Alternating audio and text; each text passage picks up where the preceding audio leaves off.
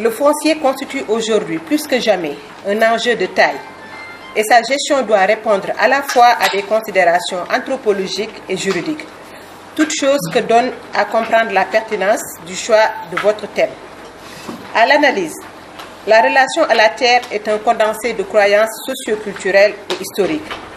À l'instar de plusieurs cultures à travers le monde, la terre au Sénégal est non seulement perçue comme un outil de production, mais aussi un objet d'appropriation dans une perspective purement matérialiste.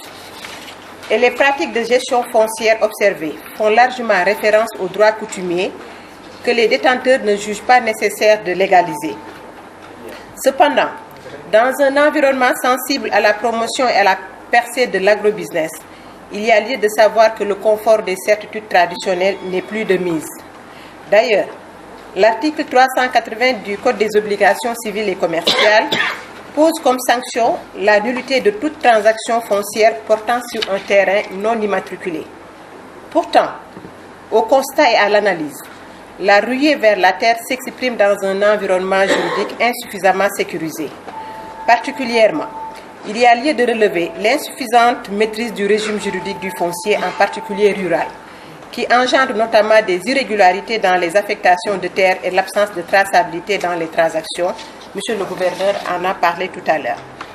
Mesdames et messieurs, pour rappel, l'enquête sur les conflits entre pasteurs et agriculteurs et le plan d'orientation stratégique 2008-2015 pour un développement durable des exploitations familiales d'élevage du Conseil national des maisons des éleveurs, ainsi que le plan national de développement de l'élevage, ont donné du relief à la récurrence des conflits entre éleveurs et agriculteurs dans l'espace CEDEAO.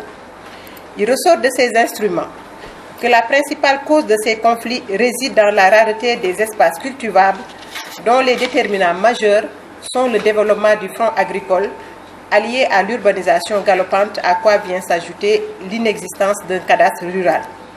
L'absence de délimitation précise des communes en milieu rural constitue également une source de conflits intercommunautaires, sans occulter le foisonnement normatif qui n'est pas non plus de nature à simplifier la gestion de la matière avec l'existence de plusieurs régimes juridiques. C'est pourquoi l'État du Sénégal s'est résolument engagé à instaurer une gestion efficiente de la question foncière. Permettez-moi de mettre à profit le contexte favorable de la présente rencontre pour faire un bref rappel historique des réponses institutionnelles apportées par l'État du Sénégal sur la question foncière. L'année 1964 aura été une année révolutionnaire dans l'histoire foncière et domaniale du Sénégal. Avec la loi numéro 64-46 du 17 juin 1964 relative au domaine national, le législateur sénégalais a fait preuve d'une grande originalité en innovant pour la première fois en matière domaniale. Toutefois, il convient de souligner que cette loi, qui sert de référence en matière de gestion foncière en milieu rural, a vieilli et mérite un nouveau souffle pour son rajeunissement. Aujourd'hui, la gestion du foncier rural pose incontestablement un problème de sécurisation foncière. En effet, la nature du droit que procure l'occupation du domaine national est un acte d'affectation précaire et révocable, qui ne peut servir de sûreté auprès des établissements financiers. Le second texte qui mérite d'être cité constitue le Code pastoral. En effet, en application des dispositions de la loi d'orientation agro-silvopastorale, l'État du Sénégal a initié en 2016 un projet de code pastoral. Ce cadre juridique s'inscrit dans l'optique de la sécurisation des ressources pastorales dans la perspective de la réforme foncière. Le code pastoral a pour vocation d'assurer une gestion consensuelle des ressources en milieu rural et de créer les conditions d'une plus grande synergie entre l'agriculture et l'élevage. S'agissant spécifiquement du cadre de répression des infractions liées au foncier, il me semble utile de relever que le Code pénal prévoit et punit en son article 423 le fait de cultiver ou d'occuper un terrain dont autrui peut disposer en vertu d'une décision administrative ou judiciaire. Dans les mêmes dispositions d'esprit, la loi numéro 8805 du 28 juin 1988 portant code de l'urbanisme punit la vente de terrains appartenant au domaine national ou aux collectivités locales. En ce qui concerne les stratégies de gestion, l'État a mis en place en octobre 2012 la Commission nationale de réforme foncière. Le document issu des travaux de cette commission en cours de validation contient entre autres recommandations la création d'un cadre législatif et réglementaire prenant en charge les innovations majeures de la politique foncière. En cela, cette dernière vise à renforcer les moyens pour accompagner la décentralisation foncière, renforcer le cadre institutionnel de la gestion décentralisée des ressources foncières, mettre en place des services fonciers de proximité et créer un conseil local de gestion foncière au niveau villageois. Ce conseil aura pour mission de participer à la gestion des terres de culture, des forêts villageoises, des zones de pâturage, des espaces halieutiques et de contribuer à l'élaboration d'un plan de gestion et de développement du terroir. Mesdames et messieurs, en attendant l'aboutissement de ce processus, vous avez fort heureusement compris qu'il y a nécessité pour les acteurs impliqués dans la gestion quotidienne de la question délicate du foncier de s'y pencher. Dès lors, vous aurez pendant ces 2 jours à documenter vos réflexions sur un sujet dont la complexité juridique est accentuée par les complications sociales. Mais le fait simplement d'accepter de croiser le regard judiciaire, administratif, politique, financier et social, permettra, j'en suis persuadée, de bâtir des synergies indispensables à l'efficacité de la gestion du contentieux foncier. Par ailleurs, étant parfaitement en phase avec votre démarche hautement constructive, la chancellerie a inscrit parmi ses axes prioritaires une réflexion sur l'institutionnalisation de la médiation comme mode alternatif de règlement des conflits fonciers. L'ampleur et la récurrence des conflits, malgré l'existence d'un cadre juridique de répression à côté des stratégies de prévention de l'État, imposent de réorienter la réaction de l'État en la matière vers le recours à la médiation. Pour exemple, en matière d'occupation illégale ou de vente de terrain dont autrui pouvait disposer en vertu d'une décision administrative, le juge pénal se contente juste de statuer sur la culpabilité et de condamner en guise de réparation à des dommages et intérêts. Il ne prononce pas en pratique des mesures de réparation civile telles que l'expulsion ou la démolition en cas d'édification de peine et soins sur le terrain litigeux. Dans de pareils cas, la partie civile est tenue de saisir le juge civil pour obtenir une décision d'expulsion ou de démolition. Par ailleurs, le rôle des juridictions enregistre fréquemment des affaires opposant agriculteurs et éleveurs pour le délit de dévastation de récoltes qui se solde souvent par le recours à la violence. Enfin, force est de relever la complexité du contentieux foncier qui, à notre avis, pose un problème d'accès à la justice, surtout en monde rural où les citoyens ne bénéficient pas souvent de l'assistance d'un conseil. C'est pourquoi, en vue de faciliter aux justiciables la résolution des contentieux fonciers et de prévenir efficacement les conflits entre éleveurs et agriculteurs, il nous semble indiqué d'accompagner le processus de réforme déjà enclenché par l'institutionnalisation de la médiation en matière foncière, prérogative qui devait être confiée au comité foncier villageois conformément aux recommandations du Conseil national de concertation et de coopération des ruraux. Sur le plan institutionnel, les comités fonciers villageois pourraient être intégrés dans le dispositif de la justice de proximité. Eu égard à ces considérations, la présente rencontre vient à son heure.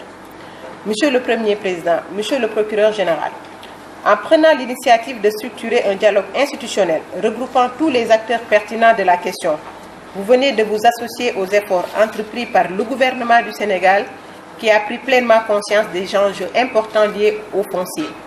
Sous ce rapport, je me fais le devoir de vous féliciter et de vous remercier chaleureusement, ainsi que l'ensemble des partenaires stratégiques du secteur de la justice, les autorités administratives, les officiers de police judiciaire et les organismes de développement local. Mesdames et messieurs, tout en souhaitant plein succès à vos travaux, dont le département attend avec beaucoup d'intérêt les recommandations, je déclare ouvert l'atelier sur la gestion et le règlement des litiges fonciers dans le ressort de Thiès. Et je vous remercie de votre aimable attention. Je m'appelle Malan Sissé, je suis le secrétaire général de la Cour d'appel de Thiès, qui a été mise en place depuis 2014. Les justifications de ce séminaire, de ce panel, ont été déclinées par le Premier Président et tous les interlocuteurs qui ont eu à prononcer un discours.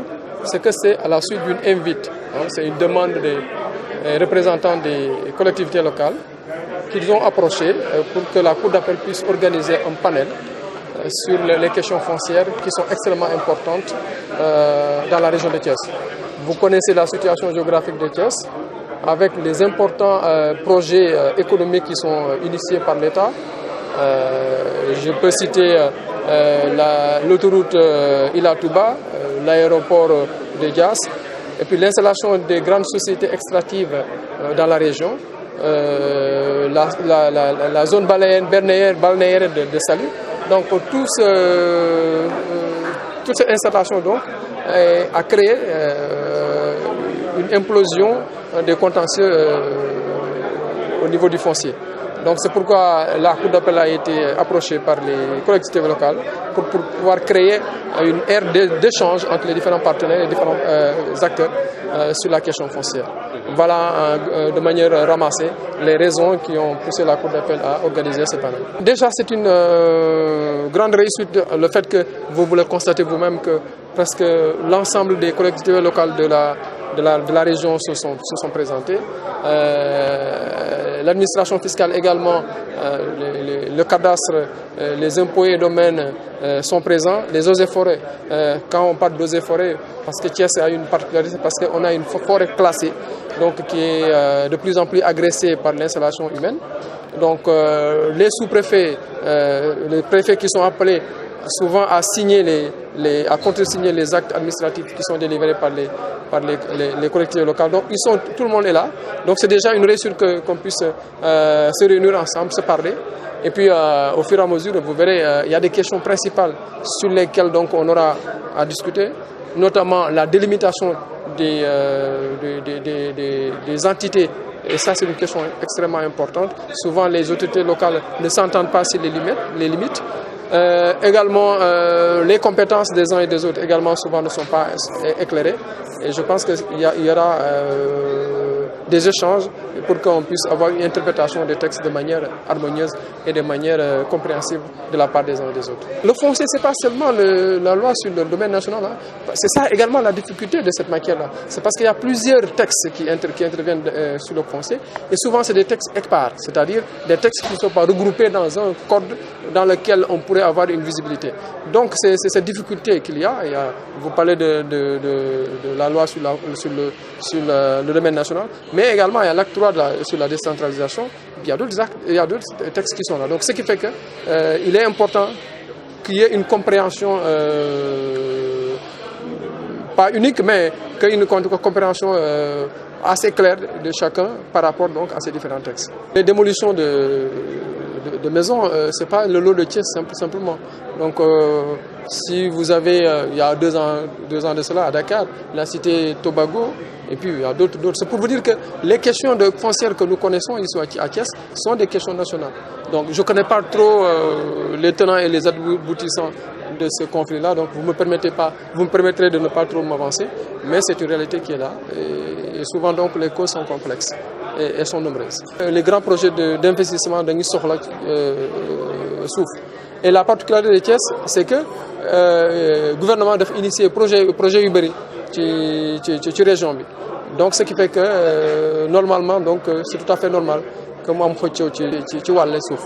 Saafara bu njëkk bi mooy au moins am nañu réussite boo xam ne ñëpp toog nañ au moins ni ñu invité yëpp ñëw nañ waa administration fiscale ñëw nañ impôt et domaine waa cadastre ñëw nañ waa eaux et forêts ñëw nañ administration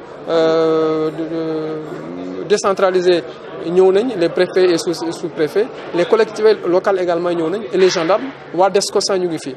Donc ça veut dire que vraiment déjà loolu réussite la ñëpp ñoo toog ñu waxtaan par rapport au texte, par rapport à l'application des textes, et je pense qu'à partir de là solution yi dinañ ci génne quoi inchallah. Xam nga am matière de foncière avant commune yi di ñëw communauté rurale yi ñoo ñëwoon. Donc ce qui fait que communauté rurale yi dañu am suuf étendu suuf dafa bëri woon. Donc ce qui fait que communes yi bu ñu ñëwee dañuy xat. Par exemple boo xoolee l'exemple de Thiès boo da ngay jógee Fandène dugg ci Thiès génne Thiès dugg ci Fandène. Donc ce qui fait que Fandène c'est un exemple que je donne, et c'est les mêmes exemples qu'on donne qui existent dans les autres communes. donc c'est des questions qui sont là boo xam ne daal ñëpp war nañ toog waxtaan ci xool lan mooy solution bi quoi. du domaine national rek mooy texte buy régir le foncier donc am na yeneen texte yoo xam ne texte yu bëri et l'inconvénient c'est que texte yooyu amul benn livre boo xam ne boo ko gëstoo mën nga gis texte yooyu yëpp donc ce qui fait que vraiment il faut que nga am une compétence au niveau en matière foncière pour nga mën maîtriser tous les textes là donc ce qui fait que souvent déjà loolu indi na problème ci biir gestion bi. Je pense que bon, il y a président de la République mettons sur place la commission nationale de réforme. Bon, je ne sais pas encore lan mooy les conclusions, mais déjà c'est déjà des pistes ak ñun suñu forum bi. Donc forum bi pour le moment dañ ko def ci Thiès. Bon, peut-être pour des questions budgétaires et puis pour des questions d'efficacité, mun na am si on a des réussites ici pour que ñu mën ko dupliquer. Par exemple, pourquoi pas ñu def ko à Diourbel parce que les problèmes de Thiès c'est les mêmes problèmes de Touba, les mêmes problèmes de Mbacké. Donc je pense que ce n'est qu'un pas. Et là, maa ngi profiter de l'occasion pour remercier l'ARD, l'Agence régionale de développement, et puis le PNDL ñoo ci jàpp ci liggéey bi ñoo financé programme bi.